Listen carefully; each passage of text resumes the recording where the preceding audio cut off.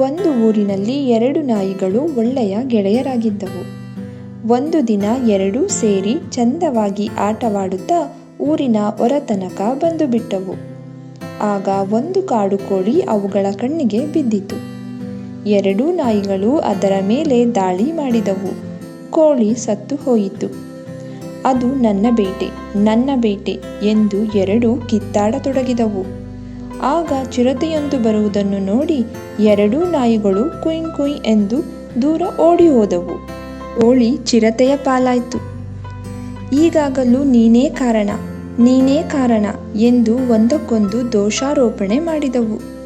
ನಂತರ ಇನ್ನು ಮುಂದೆ ಬೇಟೆಯನ್ನು ಜಗಳವಾಡದೆ ಹಂಚಿಕೊಂಡು ತಿನ್ನೋಣ ಎಂದು ಒಪ್ಪಂದ ಮಾಡಿಕೊಂಡವು. ಸ್ವಲ್ಪ ಹೊತ್ತಿನ ಬಳಿಕ ಮೊಲವೊಂದು ಆ ದಾರಿಯಲ್ಲಿ ಬರುತ್ತಿರುವುದನ್ನು ನೋಡಿದವು. 2 ನಾಯಿಗಳು ಒಂದೇ ಕ್ಷಣದಲ್ಲಿ ಮೊಲದ ಮೇಲೆ ಆಕ್ರಮಣ ಮಾಡಿದವು. ಮೊಲವೂ ಸತ್ತು ಹೋಯಿತು. ಈಗ ಅವುಗಳಿಗೆ ಒಪ್ಪಂದ ಮರೆತು ಹೋಯಿತು. ಮತ್ತೆ ಬೇಟೆ ನನ್ನದು ಎಂದು ಯುದ್ಧ ಆರಂಭ ಮಾಡಿದವು. ಇತ್ತ ಕಳ್ಳನರಿಯೊಂದು ಬಂದು ಸತ್ತ ಮೊಲವನ್ನು ಎತ್ತಿಕೊಂಡು ಸದ್ದಿಲ್ಲದೆ ಹೋಯಿತು.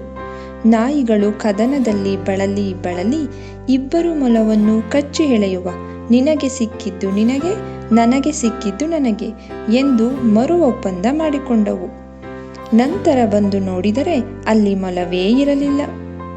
ಅದಕ್ಕೆ ಹೇಳ್ತಾರೆ, ನಮ್ಮದು ನಾಯಿ ಬುದ್ಧಿ ಅಂತ, ಹಂಚಿಕೊಂಡು ತಿನ್ನುವ ಗುಣವೇ ನಮ್ಮಲ್ಲಿಲ್ಲ ಎನ್ನುತ್ತಾ ಮನೆಯ ಕಡೆಗೆ ಹೆಜ್ಜೆ ಹಾಕಿದವು. ಕಥೆಯ ನೀತಿ: ಇಬ್ಬರ ಜಗಳ ಮೂರನೆಯವರಿಗೆ ಲಾಭ.